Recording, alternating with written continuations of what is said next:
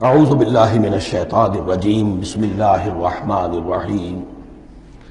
اب اس کے بعد ذکر شروع ہو رہا ہے حضرت ابراہیم علیہ السلام کا۔ وہ بات سمجھ لیجئے کہ کیا وجہ ہے اس کی۔ دیکھیے حضرت ابراہیم کی نسل کی یہ دو شاخیں چلی، ویسے تو تین ہیں۔ عام طور پر لوگوں کے علم میں ہے کہ دو بیویاں تھیں، حضرت ہاجرہ سے حضرت اسماعیل پیدا ہوئے، بڑے تھے۔ حضرت سارہ سے حضرت اسحاق، ان کے بیٹے یعقوب، یعقوب کے 12 بیٹے بنی اسرائیل۔ حضرت اسماعیل کو حضرت ابراہیم نے آباد کیا خانہ کعبہ کے پاس لا کر، بواد غیر ذی زرع، تو وہاں یہ جو ہے نسل چلی۔ لیکن نبوت جو ہے حضرت ابراہیم کے بعد حضرت اسماعیل کو تو ملی، اس کے بعد مسلسل یوں سمجھیے کہ تقریباً 3000 کا فصل ہے سالوں کا کہ کوئی نبوت اس شاخ میں نہیں آئی۔ نبوت کا سلسلہ چلا دوسری شاخ میں، حضرت یعقوب، حضرت اسحاق، حضرت یعقوب، حضرت یوسف، چلتے جائیے، اور پھر حضرت موسیٰ اور ہارون سے شروع ہو کر حضرت عیسیٰ اور یحییٰ تک 1400 برس مسلسل۔ اگرچہ تیسری شاخ بھی تھی، بنو قطورہ کہلاتے، تیسری اہلیہ آپ کی تھی قطورہ۔ بنی قطورہ میں سے ان کی اولاد بڑی کثیر تھی، ان میں سے ایک مدین تھے، مدین یا مدیان، ان میں حضرت شعیب کی بعثت ہوئی تھی۔ حضرت شعیب بھی حضرت ابراہیم کی نسل میں سے ہیں، لیکن بنی مدیان میں سے۔ بہرحال اب چونکہ حضور کی بعثت ہوئی بنی اسماعیل میں، ادھر بنی اسرائیل ہیں، ان سے یہ خطاب ہو رہا ہے، سابقہ امت مسلمہ، اور اب یہ امامت الناس منتقل ہونے والی ہے بنی اسرائیل سے بنی اسماعیل کو۔ تو اب اگر اس انتقال کے وقت نقل، اگر وہ جو کامن فیکٹر ہے اس کا تذکرہ کیا جائے تو بات آسان ہو جائے گی۔ ابراہیم ہی تو جد امجد ہے نا تمہارے، تم یعقوب کی اولاد ہو، ٹھیک ہے، لیکن یعقوب کس کے بیٹے تھے؟ اسحاق کس کے بیٹے تھے؟ ابراہیم کے۔ تو یہ دوسری نسل بھی تو ابراہیم ہی کی ہے۔ اس حوالے سے ان کے لیے سہل بنایا جا رہا ہے کہ بات کو سمجھو۔ یہ صرف یہ ہے کہ 2 پیڑھی اوپر جا کر مل گئے اور لانا خیر سنا، اور حضرت ابراہیم نے خانہ کعبہ کی تعمیر کی اور اسے اب مرکز بنانا ہے اہل توحید کا، لہذا یہ ساری گفتگو اب شروع ہو رہی ہے۔ 4 رکوع اب وہ ہے 15ویں سے شروع ہو کر 98ویں تک، جن کا اصل مضمون ہے تحویل قبلہ۔ وَإِذِ ابْتَلَىٰ إِبْرَاهِيمَ رَبُّهُ بِكَلِمَاتٍ فَأَتَمَّهُنَّ، اور ذرا یاد کرو جب ابراہیم کو آزمایا اس کے رب نے بہت سی باتوں میں۔ میرا ایک کتابچہ ہے حضرت ابراہیم کی شخصیت پر، حج اور عید الاضحیٰ اور ان کی اصل روح، اور اس میں ایک تحریر ہے، ایک تقریر ہے۔ جو تحریر ہے وہ مجھے بہت پسند ہے کہ کیسے کیسے امتحان آئے ہیں حضرت ابراہیم علیہ السلام پر۔ فَأَتَمَّهُنَّ، اب یہ ایک جملے میں ایک پوری داستان ہے۔ اس نے ان سب کو پورا کیا، سب میں پاس ہو گیا، ہر امتحان سے کامیابی کے ساتھ with flying colors ہر امتحان سے نکلے۔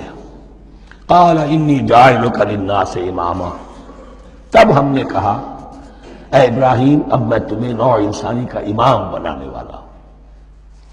قَالَ وَمِن ذُرِّيَّتِي، انہوں نے کہا اور میری نسل کے بارے میں بھی یہ وعدہ ہے کہ نہیں؟ قَالَ لَا يَنَالُ عَهْدِ الظَّالِمِينَ، فرمایا میرا یہ عہد ظالموں سے متعلق نہیں ہوگا۔ مطلب کیا ہوا کہ تمہاری نسل میں سے جو صاحب ایمان ہوں گے، نیک ہوں گے، سیدھے راستے پر چلیں گے، ان سے ہمارا وعدہ ہے، لیکن نسلیت کی بنیاد پر نہیں ہے کہ جو بھی تمہاری نسل میں سے ہے لازماً وہ اس وعدے کا مصداق بن جائے۔ وَإِذْ جَعَلْنَا الْبَيْتَ مَثَابَةً لِلنَّاسِ وَأَمْنًا، اور یاد کرو جب کہ ہم نے گھر کو، اپنے گھر کو، بیت اللہ کو قرار دے دیا لوگوں کے لیے زیارت کی جگہ، لوٹ کے آنے، لوٹ کر آؤ، حج کرو، مَثَابَةً لِلنَّاسِ وَأَمْنًا، اور اسے امن کا گھر قرار دے دیا۔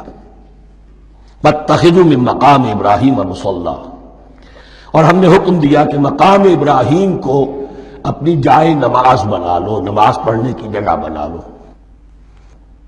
آج کل تو بعض علماء نے یہ کہا ہے کہ مقام ابراہیم سے مراد کوئی خاص پتھر نہیں ہے، بلکہ اصل میں وہ تو پوری جگہ جو تھی وہ مقام ابراہیم، حضرت ابراہیم وہاں آباد ہوئے تھے۔ لیکن صحیح بات وہی ہے جو ہمارے سلف سے چلی آ رہی ہے، روایات پختہ ہیں اس کے بارے میں کہ جس طریقے سے حجر اسود جنت سے آیا ہے، ایسے ہی یہ بھی ایک پتھر تھا کہ جو جنت سے لایا گیا حضرت ابراہیم کے لیے جب وہ تعمیر کر رہے تھے، کوئی اور ذرائع تو ابھی تھے ہی نہیں، اس کے اوپر وہ کھڑے ہوتے تھے اور یہ پتھر ہی اونچا ہوتا جاتا تھا خود. اب جیسے جیسے تعمیر اوپر جا رہی ہے تو اس کے لیے یہ پتھر اونچا ہوتا تھا. وہ پتھر ہے جو مقام ابراہیم اب بھی محفوظ ہے. اور وہاں پر پھر طواف کر کے کعبے کا مکمل پھر اس کے آس پاس جو ہے 2 رکعت جو ہے وہ ادا کی جاتی ہے نماز. وَعَهِدْنَا إِلَىٰ إِبْرَاهِيمَ وَإِسْمَاعِيلَ أَن طَهِّرَا بَيْتِيَ لِلطَّائِفِينَ وَالْعَاكِفِينَ وَالرُّكَّعِ السُّجُودِ. اور ہم نے عہد لے لیا تھا ابراہیم اور اسماعیل سے کہ تم دونوں ہمارے اس گھر کو بیتیا میرے اس گھر کو پاک رکھو. اب یہ تطہیر بھی دونوں طرح کی ہوگی، ظاہری صفائی بھی ہو، گند نہ ہو، تاکہ ظاہر آئیں تو ان کے دلوں میں جو کدورت پیدا نہ ہو، کوفت نہ ہو، کھلی فضا ہو، صاف رکھو. اور تطہیر باطنی وہاں توحید کا چرچا ہو، کوئی اور کفر اور شرک جو ہے وہ نہ آنے پائے. ان طہرا بیتی للطائفین والعاکفین، طواف کرنے والوں کے لیے، اعتکاف کرنے والوں کے لیے، والرکع السجود اور رکوع اور سجود کرنے والوں کے لیے. وَإِذْ قَالَ إِبْرَاهِيمُ رَبِّ اجْعَلْ هَٰذَا بَلَدًا آمِنًا وَارْزُقْ أَهْلَهُ مِنَ الثَّمَرَاتِ مَنْ آمَنَ مِنْهُمْ بِاللَّهِ وَالْيَوْمِ الْآخِرِ. اور یاد کرو جب کہ ابراہیم نے کہا تھا اے میرے پروردگار اس گھر کو امن کی جگہ بنا دے اور اس کے رہنے والوں، اس کے یہاں آباد ہونے والوں کو یعنی بنی اسماعیل کے لیے ان کو رزق عطا فرما، میووں کا اور پھلوں کا. من آمن منہم باللہ والیوم الآخر. اب یہاں حضرت ابراہیم خود رک گئے کہ میں اپنی ساری اولاد کے لیے یہ دعا نہ کروں، اس لیے کہ وہاں روک دیا گیا تھا لا ینال عہد الظالمین. تو جو بھی ان میں سے ایمان اور عمل صالح والے ہوں اور یوم آخر پر ایمان رکھتے ہوں، اجعل هذا البلد آمنا وارزق اهله من الثمرات من آمن منهم بالله واليوم الآخر. اب یہاں دیکھیے اللہ تعالیٰ نے گویا کہ ہم کہیں گے ازرہ شفقت مسکراتے ہوئے گویا کہ فرمایا کہ ابراہیم قال ومن کفر، تمہاری اولاد میں سے جو کفر کرے گا فأمتعه قلیلا، اس کو بھی میں دنیا کا ساز و سامان تو دوں گا.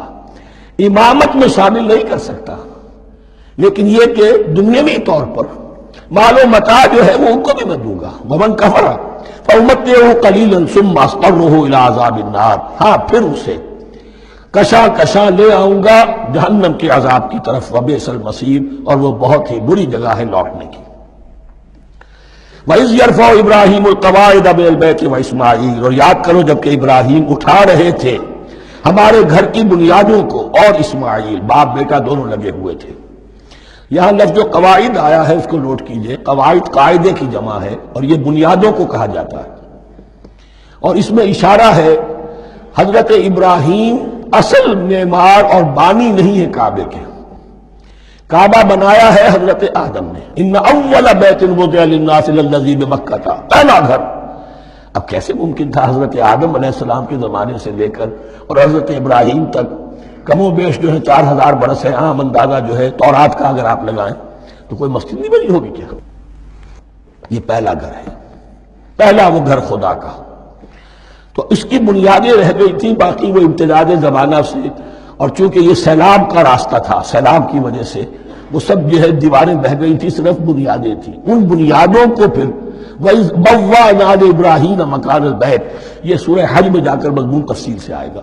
اب میں آئے گا کہتا ہوں، آ چکا ہے حقیقت کے اعتبار سے، اس لیے کہ یہ ساری مکی صورتیں ہیں جو نازل ہو چکی ہیں سورہ بقرہ سے بہت پہلے. تو جب وہ ان بنیادوں کو اٹھا رہے تھے تو دعائیں مانگ رہے تھے.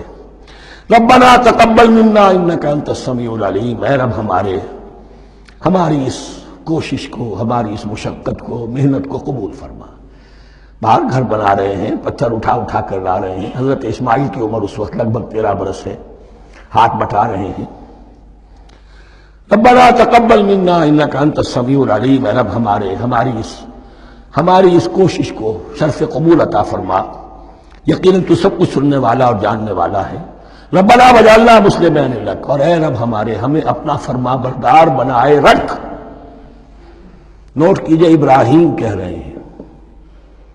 تو میں اور آپ اگر مطمئن ہو جائیں کہ میری موت لازماً حق پر ہوگی تو بہت بڑا دھوکہ ہے. ڈرتے رہنا چاہیے، اللہ کی پناہ طلب کرتے رہنا چاہیے. ربنا وجعلنا مسلمین لک، اے اللہ ہم دونوں کو اپنا فرما بردار بنائے رکھ. ومن ذریتنا امۃ مسلمۃ لک، اور ہم دونوں کی نسل میں سے اٹھائیو برپا کی جو ایک امت جو تیری فرما بردار امت ہو۔ وارنا مناسکنا، اور اے پروردگار تیرا گھر تو ہم نے یہ بنا دیا، اب اس کے جو رسومات ہیں وہ ہمیں سکھا، جو مناسک حج ہیں۔ ارنا مناسک، اب کیسے حج کریں، کیا آداب ہوں گے، طواف کیسے ہوگا، کیا کریں گے۔ وتب علینا، اور ہم پر اپنی شفقت کی نظر فرما۔